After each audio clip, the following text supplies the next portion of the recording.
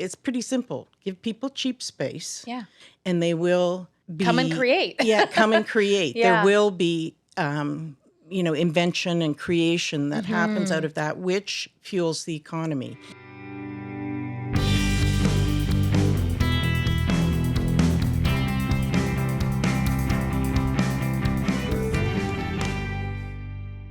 Hey everyone, welcome to Table 6. We're your co-hosts, Laurie, Weir, and Dana Duncanson. On today's episode, you'll hear my conversation with Margie Zeidler, the visionary behind 401 Richmond. And it's a fascinating conversation. Totally fascinating. And fascinating building. To know that it was sitting at Richmond and Spadina, you've got almost a block of it. And it's such an unassuming, underrated building, but in it has so much uniqueness and history, and coming out of it is a lot of local talent for the city. Absolutely. It was so cool to hear how she's persevered. You know, she's really committed to her vision of creating this affordable workspace for artists, curators, any kind of incubation for talent. And she's pushed through. You can imagine how many developers are approaching her for that land. Well, yeah, and exactly. And so to be tempted with the potential of just actually, taking a good check and just renting, but for her to be able to maintain that for a lot of talent that is new to the city and in the downtown core where there's so much development going on, right? Yeah. It was also cool to hear her talk about how this area has changed so much Yes. since the mid-1990s when she purchased the space. Yeah. So you'll hear more about that. And then what was also really cool is just some of the eclectic stories that she had about some of the tenants. Yes, I know. Well, there's the one guy with the Furniture and meat. something or something? Yeah. Furniture and fish? I don't know. It was a really weird mix. Yeah. Anyway, she was a really incredible storyteller. I could listen to her talk all day. Her passion just really shines through. Yeah, absolutely. I'm really happy that 401 Richmond is this preserved gem in our district. And Yeah, for sure. yeah, hopefully it'll remain that way for Yeah, and she'll talk about a little bit of her inspiration. There's an urban activist named Jane Jacobs, and she was instrumental to her. Yes. And I think just how she helps develop cities. So anyway, without further ado, I really want to encourage people to go and visit 401 Richmond, right? Yeah, Just really, you got to go. You got to go. So really a fascinating story. So let's get into it. Let's take a look at Margie's story and learn more about 401 Richmond. Margie, thanks so much for being here. Thank you for asking me. So very exciting time this year, 2024, is marking 30 years of 401 Richmond. To me, it's a hidden gem here in the city. Can you explain for us what it is and how it's evolved over these 30 years? Well, it is, I would say it's a center of artists mostly, or people in the creative world. We bought it 30 years ago, and with the intention of that being what it would become, because I had been on the board of Toronto Artscape, and I knew that there was a huge need for artist space in the downtown core. And it used to be zoned, this area used to be zoned industrial, which meant you couldn't have, you could have a few, just maybe 25% commercial tenants, but you couldn't have, everything else had to be industrial. Luckily, artists were considered as industrial users, and I was pretty sure we could fill up the building entirely with artists and people who would be considered industrial users. Cool. And specifically, this area you're referring to is Richmond and Spadina. Correct. Literally at 401 Richmond. Yeah. I think some people are like, where is it? It's at 401 Richmond. Sort of. Technically, I think they called it King Spadina. Okay, King Spadina. When they did the zoning changes, Interesting. Yeah. And who else? I hear there's some pretty notable names that were involved in some of that work about the zoning change and what happened in that area from transitioning out of some of the industrial work we were doing here and how that kind of the garment district, as it used to be called, went kind of overseas and now. So who were the players back then? Well, one of them was Jane Jacobs, and there was a fellow named Bobby Eisenberg who runs York Heritage Properties. The mayor was absolutely key. She had to fend off the planning department, who was not keen on the idea. But what happened was 3 years after we purchased the building, these citizens came together and asked the mayor to work with them to create what they called a performance zoning zone, saying, you're not now anymore forced to use industrial users. You can do anything you want in here. They just need to live up to certain performance criteria, i.e., people can live here now. They weren't able to live there before. There's no residents in this area before. And or you can even have, a paint manufacturing company or something that's considered toxic that you normally wouldn't have in a city. It's just that you can't emit fumes, you can't emit noises, you have to perform properly the way that people, their neighbors would like. So they were saying, who are we to say?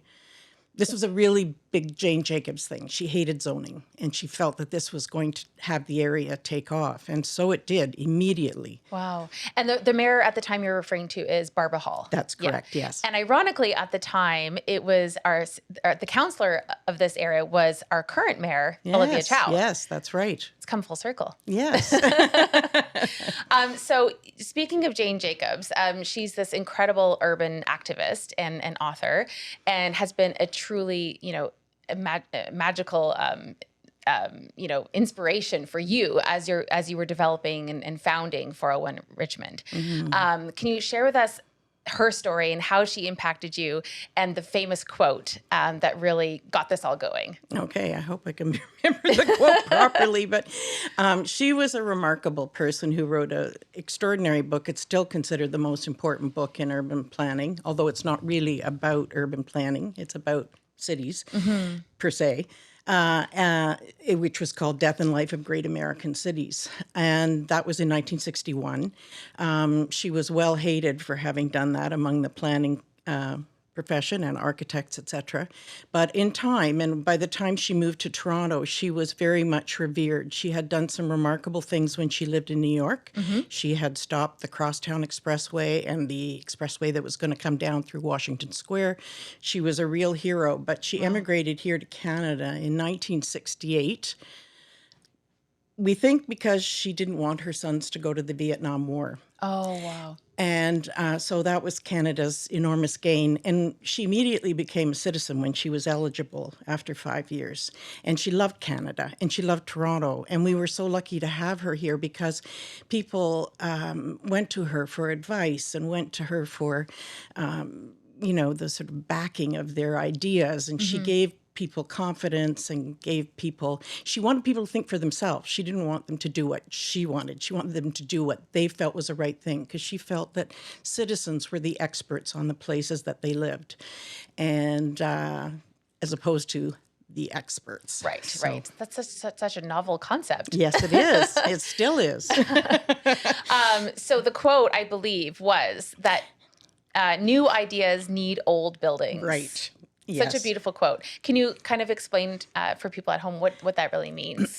Well, what she said was, you can have old buildings that are in a fine state of repair and beautifully renovated, and new old businesses that are successful can be in those buildings, like banks and lawyers' firms, etc. But they're expensive buildings. Old buildings that have had their capital costs written down, that are inexpensive, are the places where the real innovation in a city happens. And that's why they're so important to any downtown core. They can house the artists. Their cheap rent allows for the inventor, the writer, the entrepreneur, everything. And that's how economies grow in a city. If you don't have any of that type of space, your economy isn't going to grow in the same way. Right. So when you founded 401 Richmond, creating affordable workspaces for artists, entrepreneurs, even nonprofits, that was really kind of your mandate. Yeah, it absolutely was, because I read the book when I was in first year architecture school, and I'd always thought that the purpose of architecture was to make everything pretty, attractive and pretty, and renovate everything and to modern. a high degree. Yeah. And suddenly I just went, oh my gosh, yes, there are those kinds of buildings in Toronto, and they do serve a purpose that's important. Absolutely. And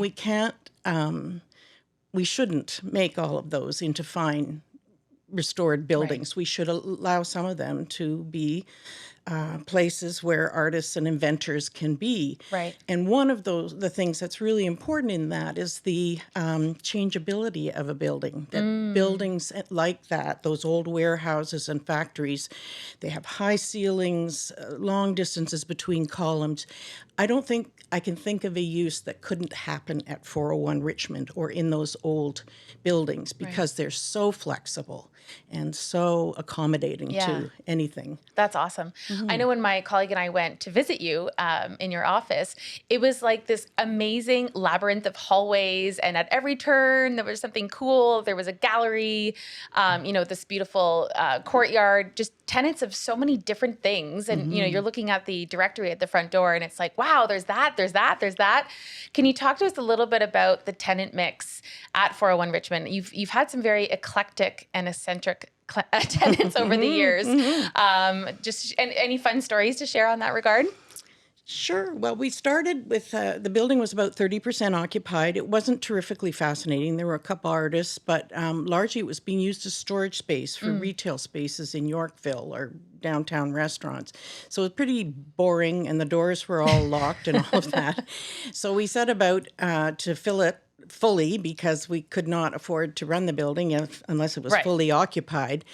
And we managed to do that rather quickly, and we weren't picky about who we took, except that we wanted them to be in the building. We wanted them to have an appreciation for the arts. They didn't have to be an artist. Right. They certainly had to, because it was still the industrial zone, they still had to fit within that context. But we also found as we went along all these sort of unusual things that people were up to in there, unbeknownst to us. One fellow who we had identified as a furniture maker from the East Coast, we went in to visit him in his studio one day, and as he was showing us the things that he made, he said, and also we have, I can sell you some frozen smoked salmon. I have that in the freezer back there. He said, I'm from the East, and I get a shipment in every week, and if you ever want to buy any smoked salmon, you can. Wow. So there were all those kind of secondary things happening. People had one business, but they had, I guess he wasn't making enough money in his furniture business. Right. And that's typical of artists and work women, that it's hard to make a profession out of, hard to make money, and therefore they have alternative sources of income. They were the original side hustlers. Yes, absolutely. That's awesome. Another fun story you told us was about the old cinema and bicycles. What's that one? Well, there's a group in our coach house, which is called Cinecycle, and it's both a bicycle repair shop. It still is 30 years later, still a bicycle repair shop, but also a cinema that shows old films from, the 20s, 30s, etc. And the fellow that runs that has a theory about how bicycles and cinema became popular at the same time, and that's their interconnection. He also happens to be a movie, movie buff. lover and a cyclist. That's awesome. That's awesome. One of your tenants, Michael Cochran, he was quoted in a Toronto Star article, which was fascinating to read. And he was describing the workplace culture, the culture that you've created. Maybe not intentionally. I'm not sure. You can share that with us. But he described it as a village in a box. And he was very proud of it. And he almost challenged the readers of the article, do you have this at your workplace? And he was very proud. So can you talk to us about, was that your intention to create this village in a box? I can't say I knew exactly how it was going to turn out. The first and foremost, we had to have it turn. It was losing $200,000 a year when we bought it. Yeah. We had to turn that around immediately because we couldn't afford to do that. So we were just trying to get people in. I knew it would largely be artists, but one of Jane Jacobs' other big, she has about 3 or 4 things that she says are extremely important in a city. One of them is these old buildings. The other is diversity. And so it seemed to me that just to have a kind of, a ghetto of artist studios wasn't the right way to go, that we wanted to have people that were doing all different kinds of things. He was a lawyer, as you mentioned, Michael, and he gained great inspiration from the arts that he was seeing around him. Right. But early on, we started to talk about commerce, community, and culture. And those were sort of the 3, that was the umbrella of the things we were trying to create there. The community was important so people could support each other and have a sense of belonging in that place. Yeah. And culture, obviously, the arts, the galleries. We have about 12 galleries in the building.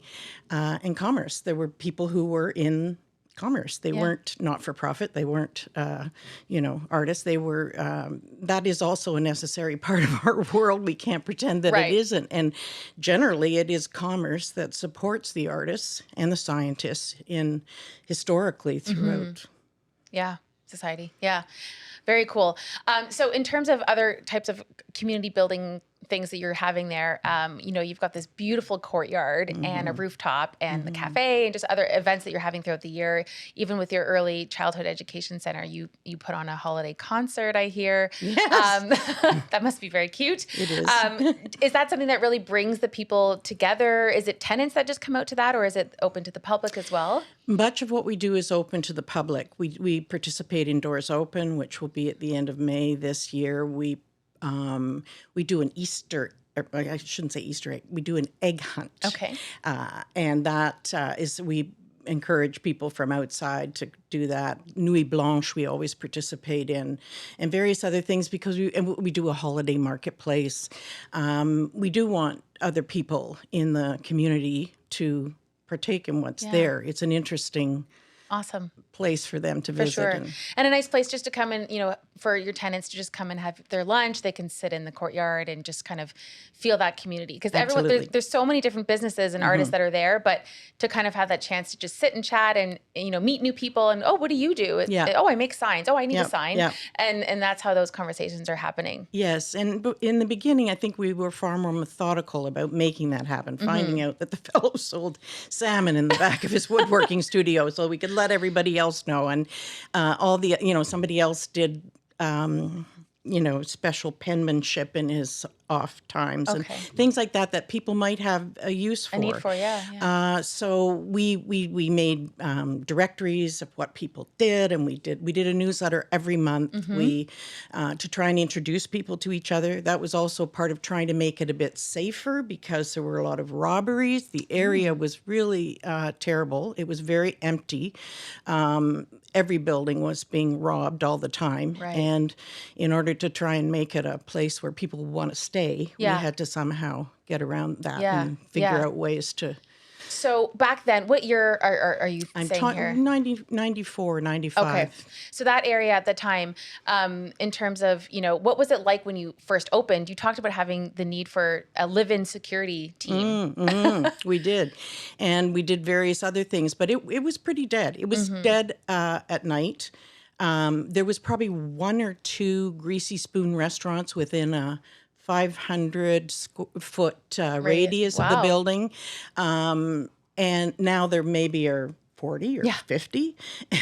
So there was not lively at all. There was an architect's office that was there, and he was telling me that before we bought it, he used to make sure that the women who were working in the firm got a walk out to the subway station at night if it was after dark, because that's how unsafe it was considered. Yeah. It's changed so much. It has. Wow. It's become a real 24-hour place. Absolutely. Very vibrant compared to what it was back then. Yes.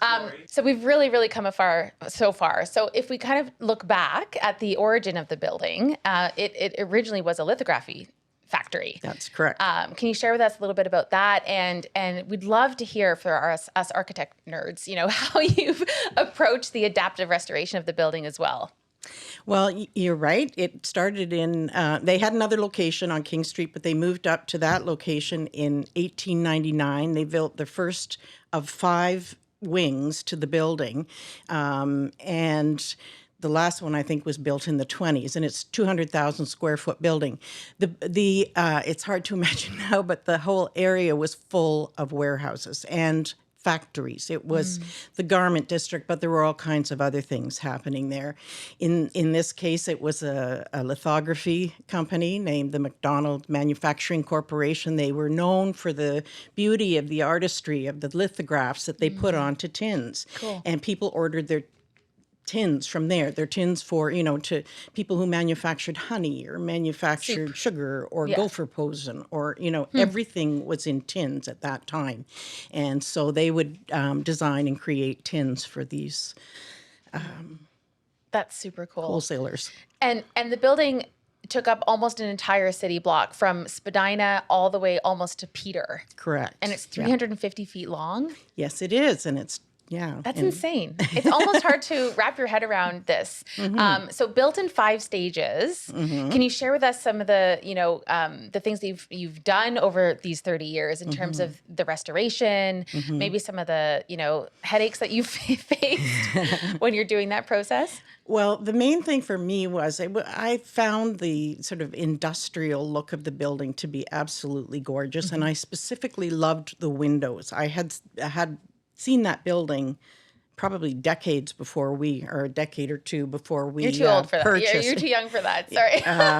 Unfortunately not, but I even loved it, when I was in architecture school, I would go and walk around the back and admire these gorgeous wooden windows that were double hung, multiple mullions. And I know that, at a certain time it became fashionable to take those things out and put plate glass in. So that was the first thing we decided. We were going to restore all of these windows, which is a massive project. There are about 800 of them in the building. That's and insane. it takes a few days Yeah. for a couple of guys or a couple People. gals to restore them. And so it's a huge project, but we really felt that it was the right thing to do for the heritage character of the building, and it works very nicely. Basically, all we tried to do was to make the building a little bit easier to orient yourself in. I mean, you're saying it's sort of a maze of halls, and it is difficult to find your way around in unless you can read plans that are on the wall. But it was a lot more difficult when we started because of the way certain things have been set up, and there were no views to anywhere from anywhere. So people had a hard time figuring out where they were. Right. So those are sort of the 2 main things that we tried to do, and just basically take it back to its former glory. We didn't have any money, so we couldn't do a lot of the things we would have liked to have done. Yeah. And it is a heritage building. It is, but it became a heritage building. We requested that it be a heritage building. Okay. Because we didn't want anyone to ever tear it down. Right. So Right. it became a heritage building about 15 or 20 years ago, I Okay. think. Awesome. Awesome. What's your favorite part of the building? There are a lot of favorite parts. I guess the roof is pretty spectacular. Pretty special, The courtyard is also very interesting. A lot of interesting things happen in there. People do film festivals in there, and people have events in there. And it doubles also as the outdoor space for the daycare center. So it's multi-use. Right. Amazing. Amazing. But all of the spaces, to be in, to work in, are quite wonderful. It's such a gorgeous space. I really want to encourage everybody to go and try it and experience it, because it's such a special place in the city. It's right downtown, right at Spadina and Richmond. And we'd love to just kind of spread the word for more people to go and visit. Yeah. So Margie, switching gears a little bit here to your dad, Eb Zeidler. He is such a renowned architect and has designed incredible buildings, not only here in Toronto, but across Canada and internationally. He was the architect behind, Ontario Place. He redesigned the Princess Margaret Hospital, Sick Kids, the Queen's Quay Terminal, and even helped with the renovation of the Gladstone Hotel, which is a far impressive resume, and I'm sure there's more. What was that like for you growing up with a dad who was such a renowned architect? What did you learn? Any kind of, were you helping him with his drawings? Is that what inspired you to become an architect? No, and I didn't. If anything, it should have turned me right off architecture. But I didn't know that he was well known. In fact, when I went to first year architecture school, the prof there said, "Is your father an architect?" And I thought to myself, what a lucky guess, because I didn't realize that he was well known. It just, he did a profession. Other people, were accountants and lawyers and doctors and whatnot. But I quickly learned that he was known in architectural circles. He worked very, very, very hard. That I saw. I did love going to his office and working with the magic markers there. That was a lot of fun. But other than that, I don't think I had any incredible affinity to it. What I had was a real interest in cities. Yeah. And we, because Jane Jacobs had moved to Toronto in '68 when I was a kid, and because her husband actually worked in my father's office, he was an architect. He was a hospital specialist. Also brilliant. brilliant guy. And so we saw a lot of them. And the conversation was always around cities. And it really, really fascinated me. And those were the conversations we had as kids around the breakfast table about Toronto, how it was developing, how could it be better, what could we do, what have they done in other cities around the world that would solve that problem, Right. that kind of thing. That's Those were the super cool. more, I think he considered himself more of, I mean, I think he loved architecture, he loved designing, but he loved buildings in cities. Yeah. Well, what an incredible childhood. I mean, that's so awesome to be exposed to that kind of conversation while you're eating your Cheerios, talking about our great city. I can't even imagine our city without 401 Richmond. It really is so special. How do you think our city would be like if we didn't have it? Well, as you said before, a lot of people don't even know it's there exactly. But I do think, I mean, I think it would be the worse for not having it.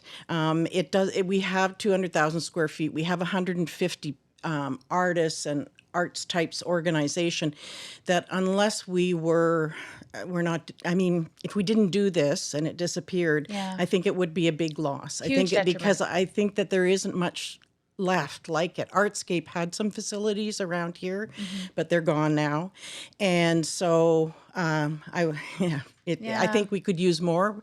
It's not possible to do this again in the current market because we, as I think I mentioned to you, bought the building for next to nothing. And that is how we were able to make it completely feasible for artists, feasible for artists. We could never do the same thing at current real estate prices. Right. And other cities, you were saying it would have to be like a philanthropist or some sort of, business owner that.